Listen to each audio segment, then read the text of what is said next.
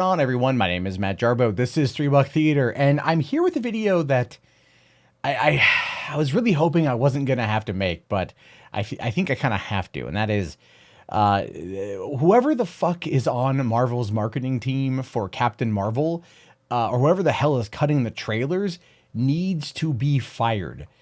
Trailer one, the teaser trailer, was lackluster.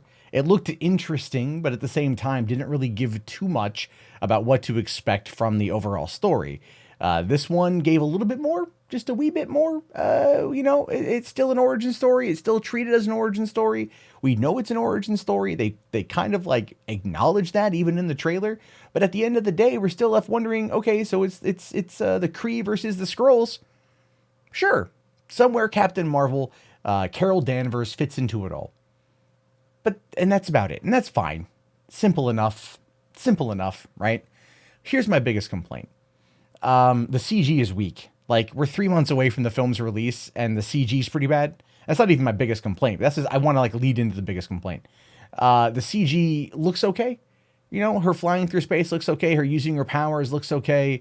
The CG suit looks kind of bunk a little bit. You know, you can tell it's CG. I know they're still finishing it up. You know, they're still working on it. It's going to probably look a lot better when the damn thing comes out. Sure. But this isn't like the first trailer for Guardians of the Galaxy in April 2014, where you could see that there were still CG issues. You can actually find comparison videos on YouTube, original trailer versus finished film, and like looking at the graphical differences. This is a movie that's 3 months away. This is the second trailer, which means that there is a visual lock. Everything is pretty much getting close to being done. They're putting the finishing touches on a couple aspects of it. And that's it. That's what it's going to look like. And it looks kind of like a TV movie. One of the comments I saw and one of the thoughts I had was like, and I agreed with it because I kind of had a similar thought, was, is this movie very similar to like what we would see on a CW TV show? It kind of looked like the graphics budget in some shots. That's how hokey it looked. Not to say that some of the CW shows don't have decent graphics, but you know it's a TV show. You know what you're in for. You wouldn't expect the same CG that's in, let's say, The Flash or Arrow to be in Aquaman or Justice League. It just wouldn't be there. But unfortunately here with this movie, was it the 21st film in the Marvel Cinematic Universe? $18 billion at the worldwide box office for all the films combined. And the CG looks pretty weak with 3 months to go until its release.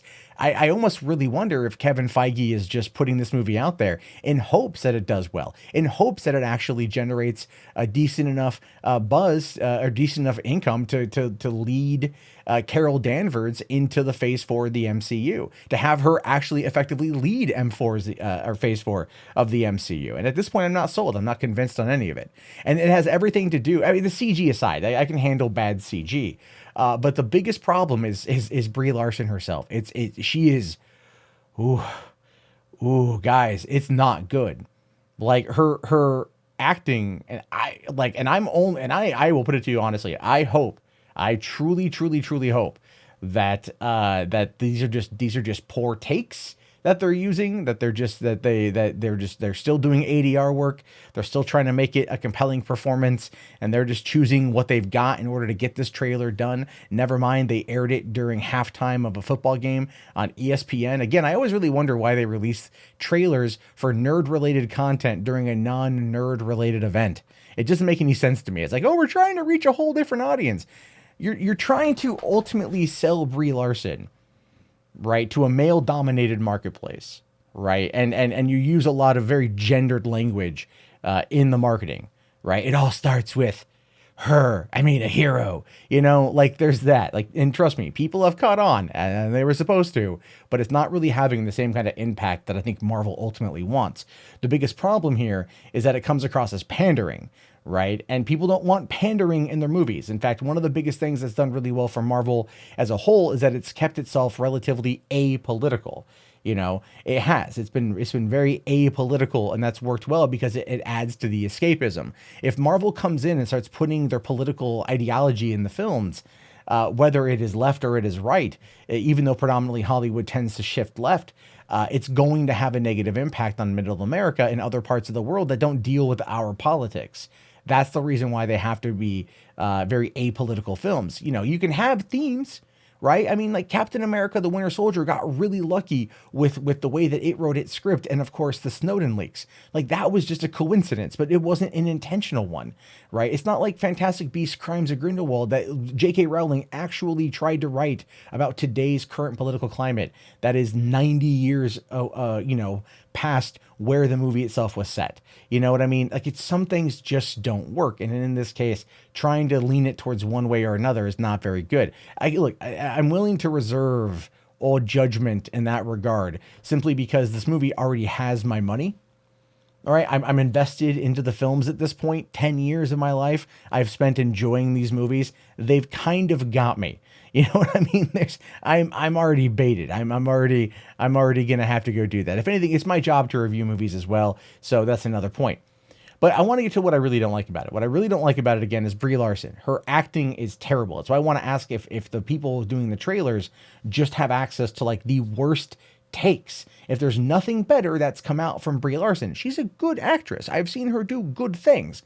She is so insanely wooden and has no personality in what we've seen, right? Like her delivery is terrible. It's emotionless. Like I don't know if that's meant to be part of the character. Like again, willing to reserve judgment.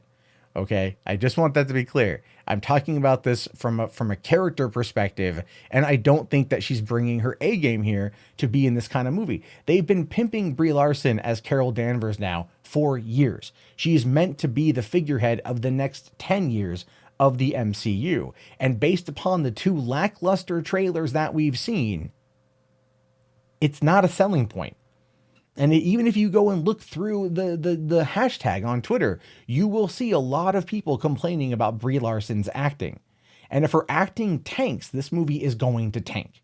It will do well with the visuals alone. It will do well because it's a Marvel movie and people like me are already invested into it. But this is not going to be a $1 billion Black Panther. This is not going to be Infinity War. This is not even going to be Iron Man. This is going to be a movie that people are like, oh, yeah, no, it's there, but like it's kind of a one-time watch. You know, I mean, think about like what is arguably the worst MCU movie to date?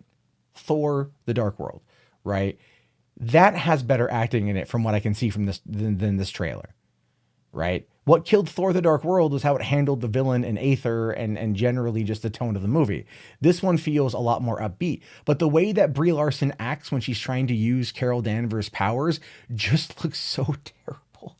It's all like Excelsior, you know what I mean? It just looks like it looks like Laura Dern coming through the smoke in The Last Jedi, holding up the gun going pew, pew, pew. It looks like that kind of terrible, but not in a funny kind of endearing way. It looks like she is trying to be badass, which ultimately doesn't work for many people. You know what I mean? Like The Rock and Vin Diesel, they can stand there menacingly and look badass, right? Like Sigourney Weaver can stand there doing almost anything and look badass. Linda Hamilton, dear God, ultimate badass. Right? Mila Jovovich, badass. Kate Beckinsale, badass. Brie Larson? No, not a badass. Trying so desperately hard in order to make this work. And I think part of that has to do with the fact that she doesn't really care about the source material. If I'm being honest, I really don't think she cares. I think she was offered a large paycheck because she was a Best Actress winner for The Room. I think Marvel, again, very much like Netflix, wants that Oscar caliber gold. They want to make a movie that's going to do well, not only with critics, but with fans. Never mind the fact that they've knocked it out of the park for basically like they're all of their movies for the most part. Even Thor: The Dark World, while still arguably the worst movie, has a ton of great moments in it, and that's a thing. But looking at Captain America, just the trailer again is so incredibly like just lackluster, right? Like Nick Fury, like so the Skrulls are a thing, and then you're part of a warrior class. Oh, brave warriors. No, we're brave warriors. Or heroes, or brave heroes, or something like that. And it's like, who wrote this dialogue? This is like Ghostbusters 2016 dialogue.